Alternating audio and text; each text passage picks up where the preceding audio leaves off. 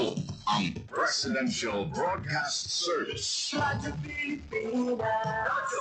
Publiko ng bagong Pilipinas para sa bagong Pilipino. Naghahatid ng mahahalagang balita at impormasyon na guugnay ng pamahalaan sa sambayanan. Tulay sa himpapawid ng serbisyo publiko. Radyo Pilipinas. Radyo Publiko. Ang boses ng Pangulo sa Iloilo. Radyo Pilipinas 585. Oras sa Radyo Pilipinas, Philippine Standard Time, alas 8:35 umaga.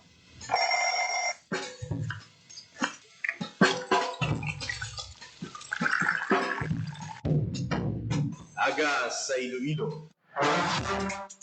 Masako. Magahod. Mapagsik. Panibagong adlaw pagkatapos ng paghuway sang gabi antes. Bagong nga paglaom.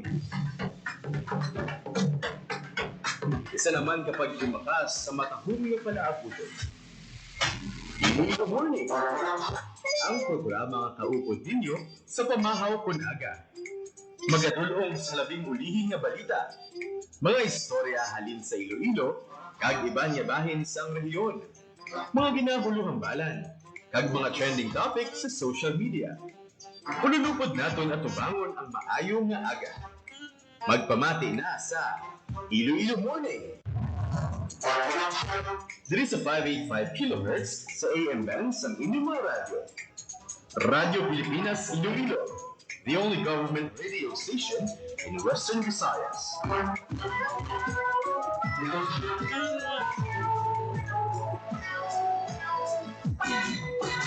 Ayaw aga Pilipinas, good morning Western Visayas, welcome sa Iloilo Morning Program.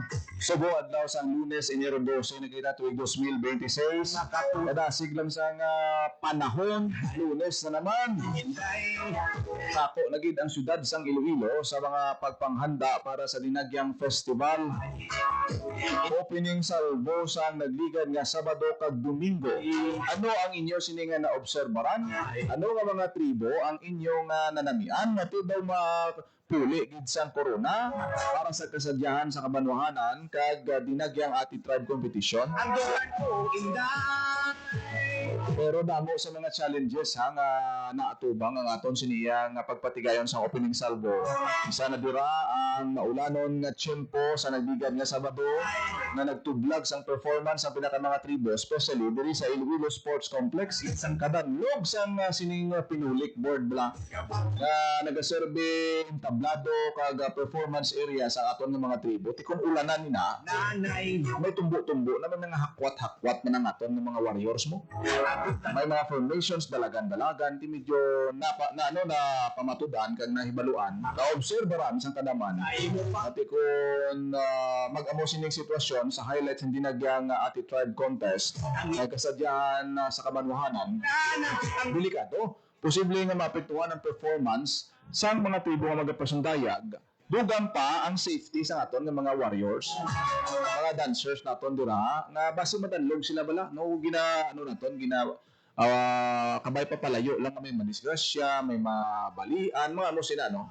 So at least may mga observation na kinahanglan sang immediate action, solusyon sa judging area diri sa may Iloilo Sports Complex. Doon mo na mga feedbacks nga nga nabaton, mga recommendation ang manamida kay madasig ang aton sining provincial government kay tila na da area si Governor Arthur Defensor Jr. nagpasalig na kayo huna islan sang rubberized nga floor. Ngayon siguro isang paw na sa pinulik kay tag-unang pinulik mo. Ang problema kung nabasa madanlog, ma-slide ka na karon.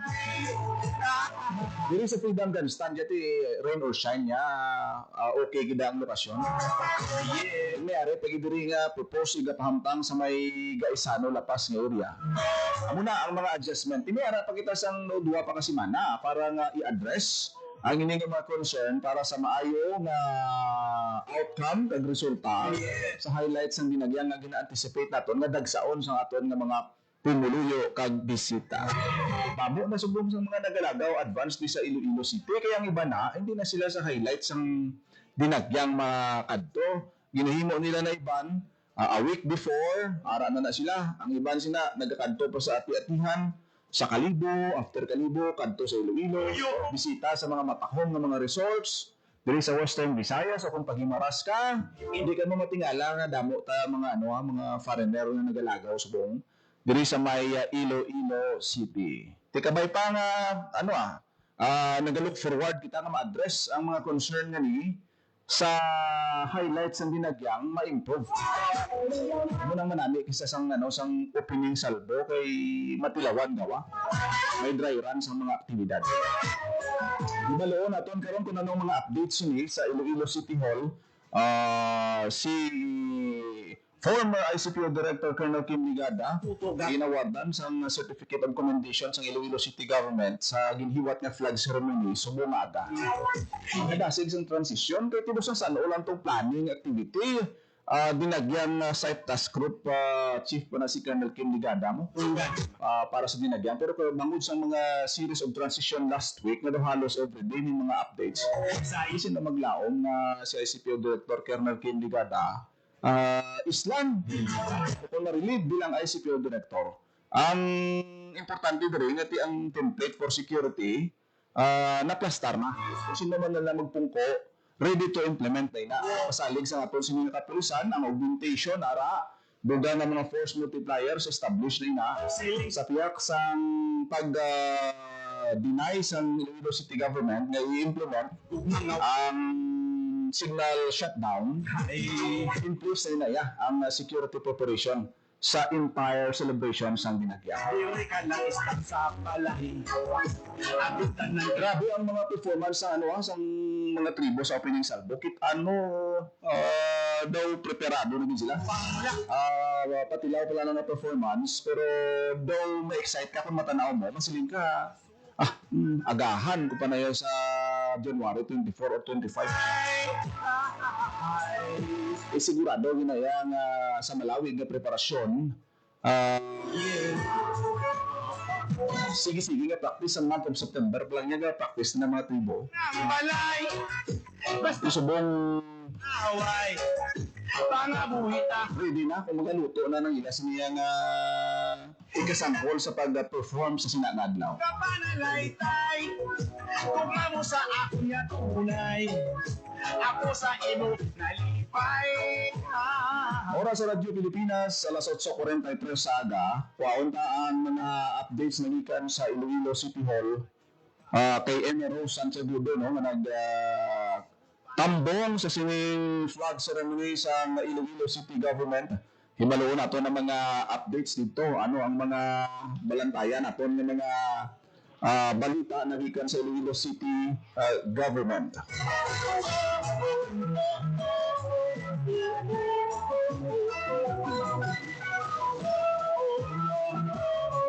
Yari na sa atong siningalinya si Emma Rose Santiagudo nagikan sa Iloilo City Hall.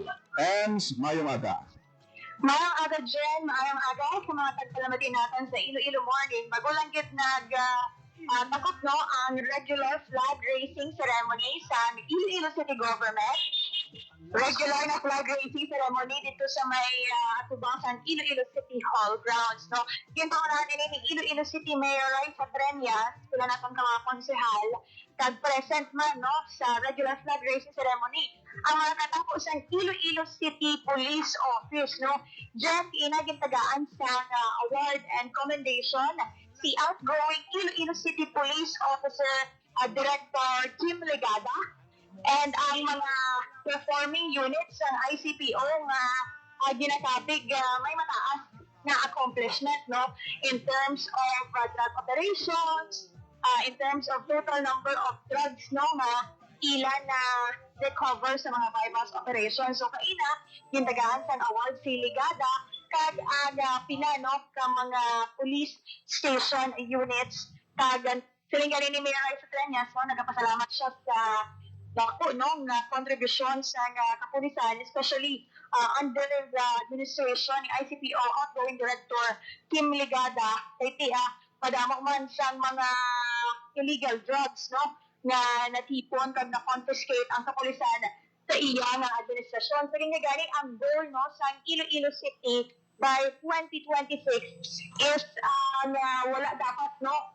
Wala na sa ma-declare na zero drug-free na ang mga kabaranggayan diri sa syudad sa Iloilo.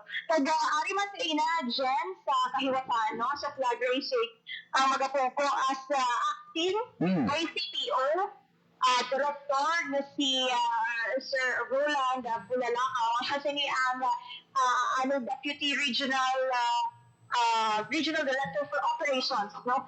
So, according kay Sir Ligada, Jen, wala pa sana concrete gid nga pangalan nga ginabati-bati magabulo sa iya nga permanent gid lang anim, no? Kay si Sir Roland Bulalakaw magapungko as acting. Or as we transition, no, sa bag-o naman nga administrasyon kag leadership, no, sa bahin sa Iloilo City Police Office. And kainamak dyan, no, aside sa pagkilala bisan ka nangin ko sa idalog ni Sir Tumigat, ginatag sa 5 sa negosyo cards para sa ayaw naman ng mga vendors, no, sa idalog man ini sa negosyo card program sa peso paupod ang dolet.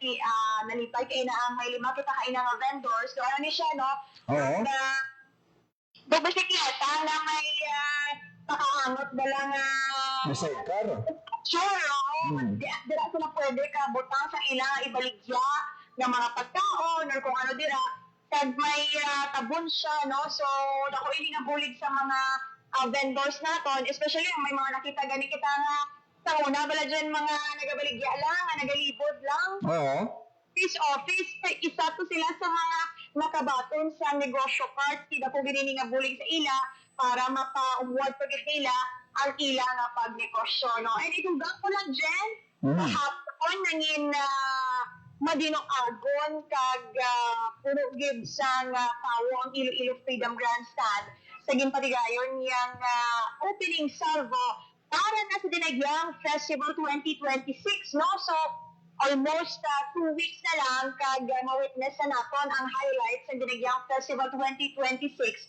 Pero kahapon na lang, ma-watchagan mo na gid ang excitement sa Sada Ilonggo. Do, ang estimate sa napulisan, kung di ko magsala, mga 2,000 ang nagtanaw dito sa Iloilo Freedom Grandstand kahapon sa opening salvo. Kung sa diin may ara kita sa 13 ka mga tribo, mahalin sa Dagyang sa Calerial, tag-7 ka tribo para sa Dagyang Hearts Competition, ang nagpakita sa ila na t-shirt performance na napuno gid sa madinoagon sa mga costumes, 100% nga energy sa ilang performance kag mga creative na dances na ila ginpakita sa publiko bilang kabahin sa opening salvo kahapon dyan, no? So, kahapon is do, maklabig man natin nga do drive-an or blocking na gid sa actual na gid nga event na hiwaton sa January 24 and January 25 kung sa diin ang performance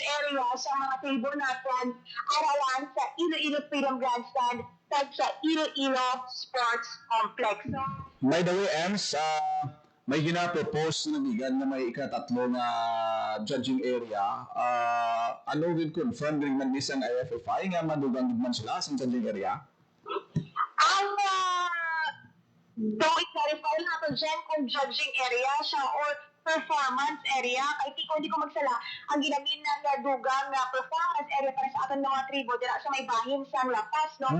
Possibly, himuon ina nga the performance area sa aton mga tribo nga bukas siya sa publiko kung magandang street dance performance para ang mga kultura hindi makaus ng tickets dito sa may bayan ng Iloilo Freedom Grandstand kag sa Iloilo Sports Complex, may chance sila gyapon na makatanaw sa street dance performance sa mga tribo dira sa may area sa Lapas. Siguro ang area dira dayon sa may Luna Street or sa may tubang sa Gaisano, no? I-clarify lang natin sa IFFI ang duga detalye in terms of the additional na performance area para sa atong mga table. Pero magitaan natin, no?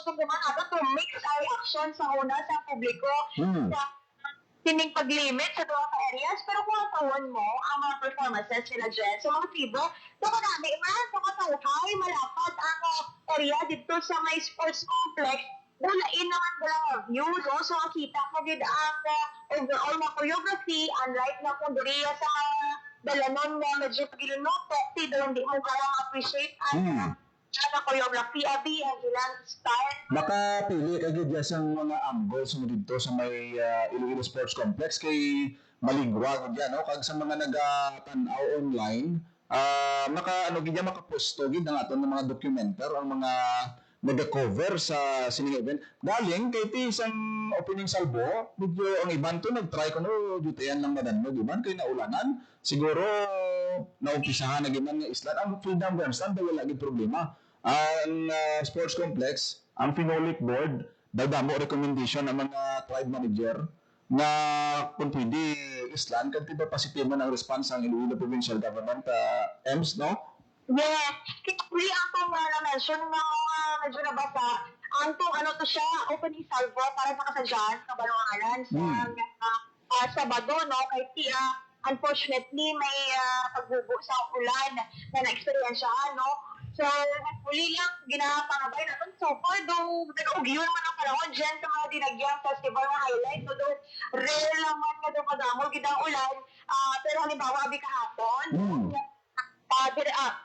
opening salvo para sa main gate, get tribes competition, kaya sa dagyang sa kalira. Malamang iyang panahon kahapon, wala sang nangin challenge siguro sa atong mga tribo, kaya wala man kita sa experience na pag-ulan, pag manami at siya po ang challenge yung kapon, Jen. Pag-isip sa tao, kay grabe, gitsa tao kapon, panilagan mo may nagiging competition, kasi libre ang opening salvo, so kung doon di ka sulod kagapon sa Freedom Grandstand, kay kadamo bigyan sa mga tao na nag-enjoy, lain-lain, may mga kapamilya, may mga kabataan, balikdayan, nga nag-enjoy iti. Ang in fairness, mas atong mga tribes, sa ilan pa lang pakita pag opening salvo dyan. Siling ka, damo nagidnaya ang main nilang, main performance, nagidya kay kadamo sa mga props. May mga props pa to gani nga, may mga motorboat pa, no? May utilization po sa Iloilo River kahapon. Ka-creative sa mga performance ng aton nga mga tribo, no? Kay tilay-lain, ang opening salvo, Abidjen, no? Lain siya, no? Kung gusto kung anong theme nga ipakita nimo. Lain pagid na iya sa ilang main performance. So, may dito nga army-inspired, may dito nga inspired sa mga street sweepers natin sa GSO, Beautification Department, may iban na inspired sa mga Ilonggo icons, ang iban tayo dragon boat race, sa nga themes ang ilagin pakita siya. Ang namin, pagigiguro sa ulihi, EMS ko ng mga street sweeper, may may choreography na ng pagsirihig sa mga judging area. Daw namin, pagigiguro mo, no? Kung may, by the way, ang pamangkot sa iban, tinaubos ang 300 pesos worth nga, no? Na ticket sa Freedom Grandstand, sa ni Mayor Trenyas, sa 300 pesos lang. May bilin pa? So, sa pag-check natin sa ilikan, Jen, daw wala na pang bilin, no? So, i-clarify natin ang ISFI kung may bilin na. Actually, sa ilikan, pagbukas ang tickets online, kadasig sa Maklanay, no? So, naubos. So, i-clarify natin. Pero kung di ko magsala, roughly, around 7,000 ang seats, no, na available para sa gawa natin ka-judging area sa Iloilo Freedom Grandstand at sa Iloilo Sports Complex. So, follow up natin sa IFI dyan kung may bilhin ka pala mga tickets. Oo, kung may ara na, basi kung matagaan mo ko, pati. By the way, namin no? Basi kung mahutik mo na sa taga GSO nga, pwede sila ka-perform ang mga street sweeper para dululungan ng mga silhing nila. Malay mo, mga dugang pa na attraction sa crowd mo. Isa pa na sa mga balantayan nga mga highlights. Madamo nga salamat, sa imo siningang balita dira sa City Hall. Nagigan na rin sa Iloilo City Hall para sa Bagong Pilipinas, sa Segundo Radyo Pilipinas, sa Radyo Publiko. Nabatihan si Emero Santiago, nagikan sa Iloilo City Government. May gamay nga paghatag sa award sa atong siniyang ang ICPO Director kay Colonel Kim Ligada sa Iloilo City Government kay Mayor Raisa Chenyas. Nagpagatalusan siya ni Colonel Bulalakaw. Hindi makatulog sa Temporarily lang ina sa mga transisyon subong sa aton siniya nga leadership sa Iloilo City Police Office kay tisako pa subong sinagya.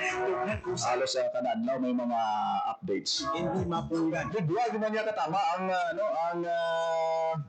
Iloilo Sports Complex kita naton bisan ano ang gilos ng kamera kung nami ang zoom sa imong nga kamera bisan diin ka bisan dito ka ba sa may swimming pool sa may punta ma-utilize mo to ka pungko ti kung may teleskopyo ka kitaan mo gyapon pero kung sa convenience kag kaligwa hindi lang kami magdala sa lakyan dito magsaysay lapas da tama na ikakitid ang manin sa milikod sang ang from Bulinaw to Magsaysay hindi ka na kagi expect mo na sa adlaw sang Dinagyang Festival sila man laban utilize na nga mga parking area dito sa may likod sa may area sang nabitasan may subdivision na nadako pero depende na kung pasugtan sila kay timalisensya ng Iloilo City Government if ever na ma-utilize ang area for parking. Sa aton siningan mga kauturan, may option ka mo kung Freedom Grandstand ka mo o kung Iloilo Sports Complex kaysa subong na wala pa man gid sang official nga announcement kung ano ang purpose ng sining performance area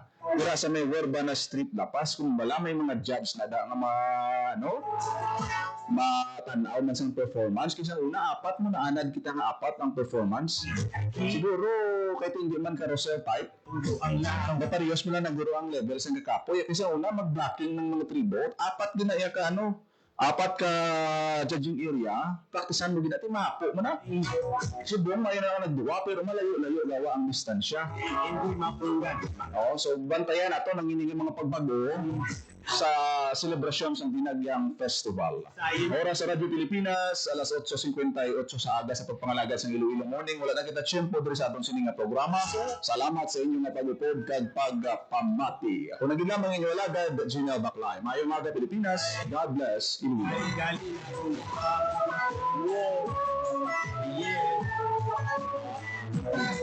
Radyo Pilipinas. Radyo Publiko. Radyo Pilipinas.